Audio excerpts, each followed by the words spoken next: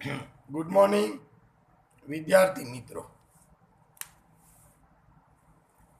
વિભાગ એફ ના બધા દાખલાના ફોટા પાડીને તમને મોકલેલા. એની અંદર મારે નવું શીખવાડવાનું છે નિશ્ચયકતાનો આંક. તો જુઓ, દાખલો 1, દાખલો 2, દાખલો 3, દાખલો 4 એ સરળ છે. તો એ હું અહીંયા રિવિઝન કરતો નથી, કારણ કે મેં તમને એ પાના નંબર 34, 35 પર એ આપણે જે મટીરિયલના ફોટા મોકલ્યા એમાં પાના નંબર 34 પર એ વિભાગ એફ તમને એ ગણીને મોકલેલો છે. આ 34, પાના નંબર 35 પર દાખલો છે બીજો, ત્રીજો, ચોથો. હવે મારે સમજાવવાનું છે નિશ્ચયકતાનો આંક. તો પાંચમાની રકમ પહેલાં વાંચું. એ દાખલો પણ સરળ છે, યોગ્ય સૂત્રથી ગણવાનો હોય. તો બાંધકામ ક્ષેત્રે દાખલો 5, 8 જુદી જુદી કાર્યરત કંપનીઓ એક વર્ષમાં મેળવેલ કામની સંખ્યા અને તેના વાર્ષિક નફાની વિગતો નીચે મુજબ છે. આ પરથી વાર્ષિક નફાના કામની સંખ્યા પરની નિયત રેખા શોધો. સુરેખ નિયત સંબંધ મોડેલની વિશ્વસનીયતા ચકાસો. તો આ મોડેલની વિશ્વસનીયતા ચકાસો. તો વિશ્વસનીયતા એટલા માટે ચકાસાય કે જો આપણે નિશ્ચયકતાનો આંક મેળવીએ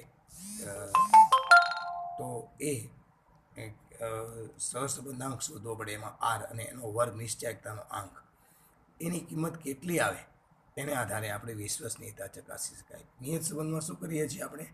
એક્સની આપેલી કિંમત પરથી વાયનું અનુમાન કરીએ છીએ. તો આ કિંમત આપણે જે કરેલું અનુમાન યોગ્ય છે કે નહીં એ ચકાસવાનું છે. તો એ યોગ્યતા ચકાસવા માટે નિશ્ચયકતાનો આંક, તો એ આજે તમને ટૂંકમાં સમજાવું છું. તો જુઓ, પાના નંબર 38 પર એ તમને મોકલેલું જ છે મેં અગાઉ, તો અત્યારે તમને સમજાવું છું. નિશ્ચયકતાનો આંક વ્યાખ્યા: નિયત સંબંધ રેખાની મદદથી મેળવેલા અંદાજો કેટલા વિશ્વસનીય છે તે માપવાનો આંક એટલે નિશ્ચયકતાનો આંક, અને તેને સંકેતમાં કેપિટલ R² વડે દર્શાવવામાં આવે છે, અને તે નીચેના સૂત્રની મદદથી મેળવવામાં આવે છે. કેપિટલ R² બરાબર સ્મોલ r². તો આપણે અહીંયા જો એને ભલે કેપિટલ R² બરાબર સ્મોલ r² કીધું, સહસંબંધાંક ગોતવાની જરૂર નહીં. આપણે BYX ગોતી અને નિશ્ચયકતાનો આંક પણ મેળવી શકીએ. તો જો એનો મતલબ કે સ્મોલ આરનો વર્ગ એ જ કેપિટલ R² છે. બીજી વ્યાખ્યા છે: અથવા બે ચલો એક્સ અને વાય વચ્ચેનો સહસંબંધ સંપૂર્ણ સહસંબંધથી કેટલો નજીક છે તે દર્શાવતું માપ એટલે પણ નિશ્ચયકતાનો આંક. એટલે કે સંપૂર્ણ સહસંબંધ એકથી કેટલું નજીક છે એ માટે. તો જો હવે યાદ રાખવાનું છે કે R²ની કિંમત 0.5 કે તેથી વધુ આવે તો આપણે નિયત સંબંધ રેખાની ધારણા જે કરી હતી તે યોગ્ય છે તેમ કહેવાય. બીજું, જો કેપિટલ R²ની કિંમત 0.5 કરતાં ઓછી આવે તો નિયત સંબંધ રેખાની ધારણા યોગ્ય નથી તેમ કહેવાય. પછીનું વધારાનું છે આ બે R² વિશે.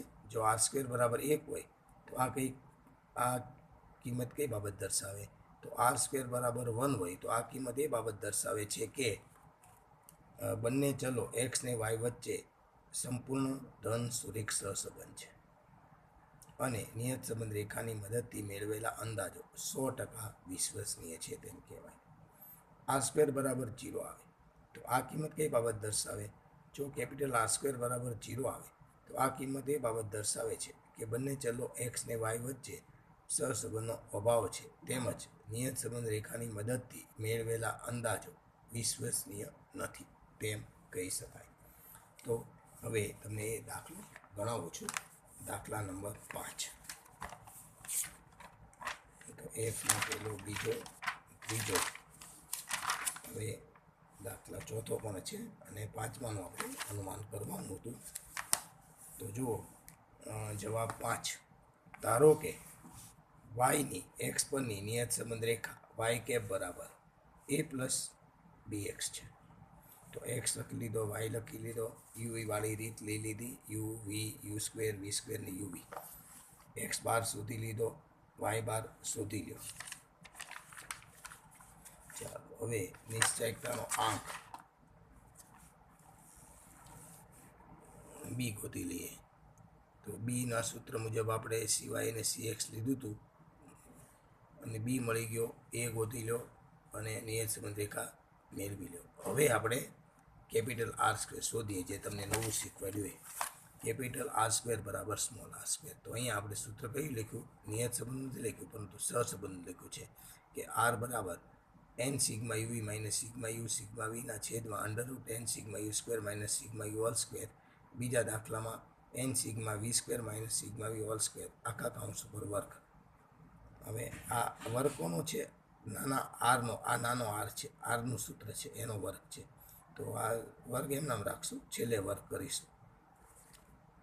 તો એ સાદુરૂપ આપો અને વર્ગ કરી નાખો તો તમને જવાબ આવ્યો કેપિટલ R² બરાબર 0.97. તો નિયત સંબંધ મોડેલની ધારણા યોગ્ય છે તેમ કહેવાય. અહીંયા આ વર્ગ એમના આપણે રાખશું.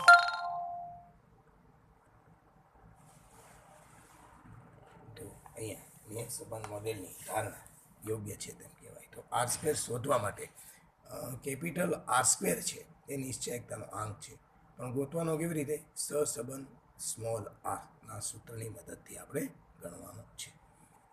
તો એ તમને સમજાઈ ગયો. ત્યારબાદ છઠ્ઠો દાખલો, એ પણ તમને આવડે એવો છે, સાતમો પણ તમને આવડે એવો છે. તો અહીંયા મોટે ભાગે આ ચેપ્ટર આપણે પૂરું થાય અને ઉદાહરણના દાખલા પણ તમારે ગણવાના છે. હવે બીજું, નિશ્ચયકતાના ગુણધર્મો.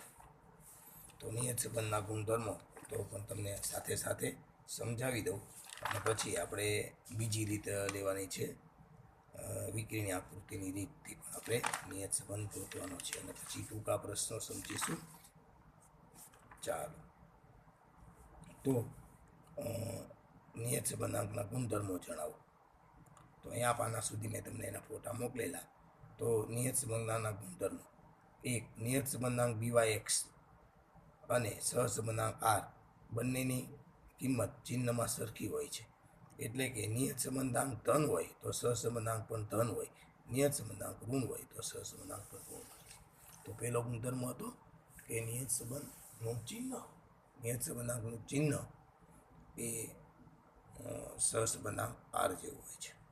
બીજું, નિયત સંબંધાંકની કિંમત ઉદ્ગમ બિંદુ પરિવર્તનથી સ્વતંત્ર છે, પરંતુ સ્કેલ પરિવર્તનથી સ્વતંત્ર નથી.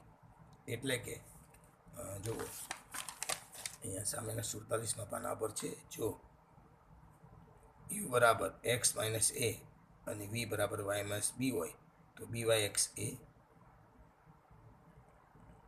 BUV જેટલો જ થાય. અને બીજું, જો u બરાબર x માઇનસ CX અને v બરાબર y માઇનસ b પણ સિવાય લીધું હોય તો BYX નો આપણે છેડે હોય છેદમાં, તો અહીંયા સિવાય ગુણ્યા CX વડે ગુણાકાર કરવો પડે. તો અહીંયા તો એ બે ગુણધર્મો હતા. ત્યારબાદ આપણે વિભાગ મોટા દાખલા આપણે જો કે શીખી ગયા. હવે રીત નંબર વિભાગ E થઈ ગયો, F થઈ ગયો, ABCD આપણે બાકી છે. વિભાગ ABCD તો એ પણ તમને પછી સમજાવું છું. ABCD તો તમારે નિશ્ચયકતાનો આંક શીખી લેવાનો, પછી નિયત સંબંધાંકના ગુણધર્મો આજે પાકા કરી લેવાના અને વિકલ્પો પણ તમારે જાતે કરવાના છે. જો કે વિકલ્પ આપ્યા છે આની અંદર 15 વિકલ્પ આપ્યા છે. તો આ વિકલ્પ તમે ટ્રાય કરો. તમને અત્યારે વર્ક આપું છું વિકલ્પ કરવાનું, 1 થી 15 વિકલ્પ. જે જવાબ ન આવડે એ તમે ટીક કરી નાખજો અને પછીના વિડીયોમાં હું તમને 15 વિકલ્પ સમજાવું છું. તો અહીંયા તમારે અત્યારે આ વિભાગ A જે પાના નંબર 149 પર આપેલો છે, જેમાં વિકલ્પ આપ્યા છે, એ તમારે ટીક મારવાના છે. પછી હું તમને 1 થી 15 વિકલ્પ તમારે ગણવાના છે જાતે, જેથી કરી આપણને ખ્યાલ આવે કે તમને એ ચેપ્ટર સમજ્યા કે ન સમજ્યા. જોકે એની એક વિકરીની આકૃતિ રીત બાકી છે, પરંતુ એને આધારે કોઈ વિકલ્પ આમાં છે નહીં.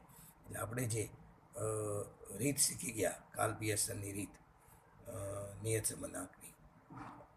તો ન્યૂનતમ વર્ગોની રીત જે શીખી ગયા કાર્લ પિયર્સનની એ રીત આપણે પૂરી થઈ ગઈ. બીજી રીત છે વિકર્ણ આકૃતિની, એ તો આપણે સમજવા માટે છે, ખાલી ટૂંકનોંધ માટે છે. મોટાભાગના દાખલા અહીંયા આપણે પૂરા થઈ ગયા. તો અત્યારે તમારે 1 થી 15 વિકલ્પ કરવાના છે. પછી હું તમને બીજા વિડીયોમાં આજે જ તમને આગળ આ સમજાવું છું. પહેલાં તમે વિકલ્પ કરી નાખો.